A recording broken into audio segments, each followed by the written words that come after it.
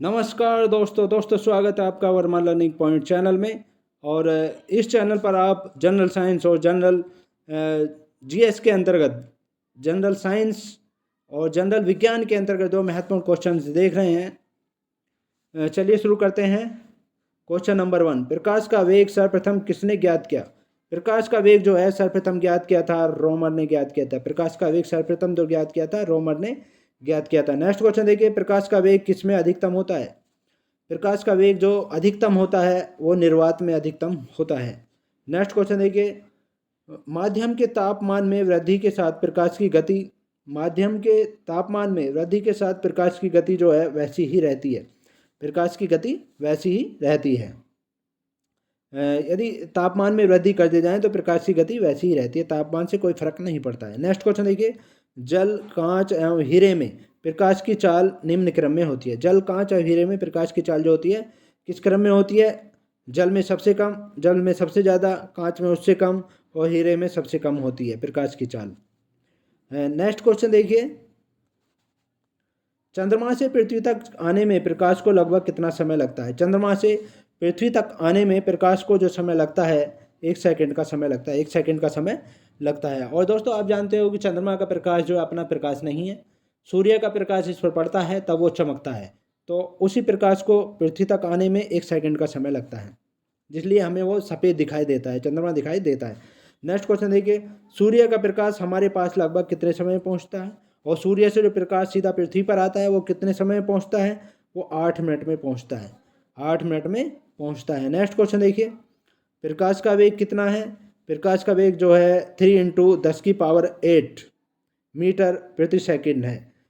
3 × 10⁸ metre प्रति second है। Next question देखिए, सूर्य ग्रहण के समय सूर्य का कौन सा भाग दिखाई देता है? सूर्य ग्रहण जब पड़ता है तो उस समय सूर्य का कौन सा भाग दिखाई देता है? वो क्रीट या कोरोना दिखाई देता है। क्रीट या कोरोना दिखाई देता है। नेक्स्ट क्वेश्चन देखिए, पूर्ण सूर्य ग्रहण का अधिकतम समय कितना होता है? पूर्ण सूर्य ग्रहण का अधिकतम समय जो होता है 460 सेकंड होता है। पूर्ण सूर्य ग्रहण का अधिकतम समय कितना होता है? 460 सेकंड का होता है। नेक्स्ट क्वेश्चन देखिए, सूर्य ग्रहण तब होता है जब, सूर्य ग्रहण कब होता है?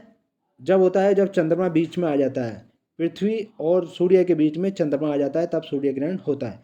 नेक्स्ट क्वेश्चन देखिए, चंद्र ग्रहण घटित होता है। चंद्र ग्रहण कब घटित होता है? चंद्र ग्रहण जो है पूर्णिमा के दिन घटित होता है। और जब घटित होता है जब चंद्रमा और पृथ्वी के बीच में सूर्य आ जाता है। नेक्स्ट क्वेश्चन देखिए, सूर्य ग्रहण कब होता है? सूर्य ग्रहण जो है प्रतिपदा या अमावस्या को होता है, जब अंधेरी रात होती है। प्रतिपदा या अमावस्याओं को सूर्य ग्रहण होता है। नेक्स्ट क्वेश्चन देखिए, एक काटा हुआ हीरा क्यों जगमगाता है? एक काटा हुआ हीरा जो होता है वो क्यों जगमगाता है? पूर्ण आंतरिक परावर्तन के कारण जगमगाता है। पूर्ण आंतरिक परावर्तन के कारण जगमगाता है। नेक्स्ट क्वेश्चन देखिए, पानी से भरे किसी बर्तन में पड़ा एक सिक्का। जब पानी से भरा हुआ बर्तन है तो उसमें एक सिक्का पड़ा हुआ है, तो वो किस कारण से थोड़ा उठा हुआ प्रतीत होता है? किस कारण से थोड़ा उठा हुआ प्रतीत होता है? करेक्ट आंसर है प्रकाश के अपवर्तन के कारण। प्रकाश के अपवर्तन के कारण वो उठा हुआ प्रतीत होता है। नेक्स्ट क्वेश्चन देखिए, पानी में लटकाकर बैठे हुए व्यक्ति को, यदि पानी में पैर लटकाकर बैठा हुआ व्यक्ति है तो उसका पैर मुड़ा हुआ और छोटा दिखाई देता है। मुड़ा हुआ दिखाई देता है और छोटा दिखाई देता है। इसका कारण क्या है? इसका कारण भी दोस्तों अपवर्तन ही है, प्रकाश का अपवर्तन है। नेक्स्ट क्वेश्चन देखिए, जब एक कम्पैक्ट डिस्क या सीडी कहते हैं जिसे सूर्य के प्रकाश में देखी जाती है, सूर्य के प्रकाश में देखी जाती है तो इंद्रधनुष के समान रंग दिखाई देते हैं। इंद्रधनुष के समान उसमें रंग दिखाई देते हैं। इसकी व्याख्या की जा सकती है। इसकी व्याख्या जो की जा सकती है वो अपवर्तन, विवर्तन तथा पारगमन की परिघटना के आधार पर की जा सकती है। अपवर्तन, विवर्तन और पारगमन की परिघटना के आधार पर इसकी व्याख्या की जा सकती है। नेक्स्ट क्वेश्चन देखिए, जब कांच की छड़ को रेशम से रगड़ा जाता है, जब कांच की छड़ को रेशम से रगड़ा जाता है तो छड़ धनावेशित हो जाती है। रेशम से रगड़ने पर कांच की छड़ धनावेशित हो जाती है।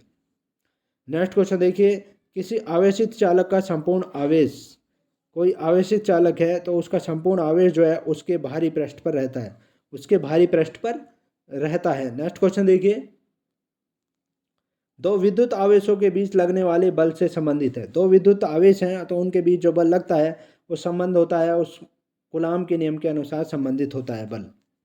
नेक्स्ट क्वेश्चन देखिए, यदि दो विद्युत आवेश के मध्य दूरी को आधा कर दिया जाए, यदि दो विद्युत आवेशों के मध्य जो दूरी है उसको आधा कर दिया जाए तो उनके मध्य विद्युत बल का मान हो जाएगा। तो उनके मध्य जो विद्युत बल लगता है वो चौगुना हो जाएगा, यानी 4 गुना हो जाएगा। इस तरह से निर्भर करता है। नेक्स्ट क्वेश्चन देखिए, समान आवेशों में होता है, समान आवेशों में जो होता है वो विकर्षण होता है। एक जैसे आवेश जो होते हैं उनमें विकर्षण होता है। नेक्स्ट क्वेश्चन देखिए, जब एबोनाइट की छड़ को बिल्ली की खाल से रगड़ते हैं, जब एबोनाइट की छड़ को बिल्ली की खाल से रगड़ते हैं तो एबोनाइट की छड़ जो है वो ऋणावेशित हो जाती है। एबोनाइट की छड़ ऋणावेशित हो जाती है बिल्ली की खाल से रगड़ने पर। नेक्स्ट क्वेश्चन देखिए, वस्तुओं का आवेशन किसके स्थानांतरण के फलस्वरूप होता है? वस्तुओं का आवेशन जो होता है वो किसके स्थानांतरण के फलस्वरूप होता है? करेक्ट आंसर है इलेक्ट्रॉन के स्थानांतरण के कारण होता है। नेक्स्ट क्वेश्चन देखिए, आप कार में जा रहे हैं, आप कार में जा रहे हैं, यदि आसमान से बिजली गिरने वाली हो तो सुरक्षित रहने के लिए आप क्या करेंगे? तो सुरक्षित रहने के लिए आप क्या करेंगे? कार की खिड़कियों को बंद कर लेंगे, कार की जो खिड़कियां होती हैं उनको बंद कर लेंगे। नेक्स्ट क्वेश्चन देखिए, दो स्थिर आवेशों के बीच लगने वाला बल, दो स्थिर आवेश हैं उनके बीच लगने वाला बल उनकी मात्राओं के गुणनफल के अनुकिरमानुपाती, उनकी मात्राओं के गुणनफल के अनुकिरमानुपाती तथा उनकी बीच की दूरी के वर्ग के व्युत्क्रमानुपाती होता है। उनके बीच की दूरी के वर्ग के व्युत्क्रमानुपाती होता है। तो यह जो नियम है वो है कूलाम का नियम कहलाता है। यह नियम कूलाम का नियम है। नेक्स्ट क्वेश्चन देखिए, किसी विद्युत परिपथ में इकाई धनावेश को एक बिंदु से, इकाई धनावेश है तो उसको एक बिंदु से दूसरे बिंदु तक ले जाने में किए गए कार्य द्वारा मापा जाता है। उन बिंदुओं के बीच के विभवांतर को, कार्य द्वारा जो मापा जाता है वो उन बिंदुओं के बीच के विभवांतर को मापा जाता है।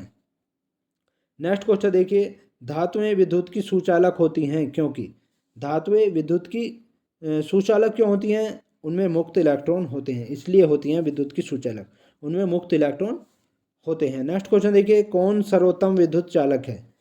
सर्वोत्तम विद्युत चालक जो है दोस्तों वो चांदी है, चांदी होती है। नेक्स्ट क्वेश्चन देखिए, अतिचालक का लक्षण है, अतिचालक का जो लक्षण होता है उच्च पारगम्यता होती है। अतिचालक का लक्षण उच्च पारगम्यता होती है। नेक्स्ट क्वेश्चन देखिए, आर्सेनिक, आर्सेनिक अर्धचालक नहीं है, आर्सेनिक जो है अर्धचालक नहीं है। और अब सवाल यह होता है कि अर्धचालक होते क्या हैं? देखिए नेक्स्ट क्वेश्चन में, ऐसे पदार्थ जिनमें सामान्य अवस्था में मुक्त इलेक्ट्रॉन नहीं होते, सामान्य अवस्था में तो उसमें मुक्त इलेक्ट्रॉन नहीं होते हैं, लेकिन विशेष परिस्थितियां जैसे उच्च ताप या अशुद्धि मिलाने पर मुक्त इलेक्ट्रॉन प्राप्त किए जा सकते हैं। उच्च ताप या अशुद्धि मिलाने पर मुक्त इलेक्ट्रॉन प्राप्त किए जा सकते हैं तो वो अर्धचालक पदार्थ कहलाते हैं। क्या कहलाते हैं? अर्धचालक पदार्थ कहलाते हैं। तो आर्सेनिक अर्धचालक नहीं है, ऐसा पदार्थ नहीं है। नेक्स्ट क्वेश्चन देखिए, ताप के बढ़ाने पर चालक पदार्थों का वैद्युत प्रतिरोध एवं वैद्युत चालकता पर क्या प्रभाव पड़ता है? यदि ताप बढ़ा दें तो चालक पदार्थों का वैद्युत प्रतिरोध एवं वैद्युत चालकता पर क्या प्रभाव पड़ता है? वैद्युत प्रतिरोध बढ़ता है जबकि वैद्युत चालकता घटती है। वैद्युत प्रतिरोध जो है ताप बढ़ाने पर बढ़ेगा जबकि वैद्युत चालकता घटती है।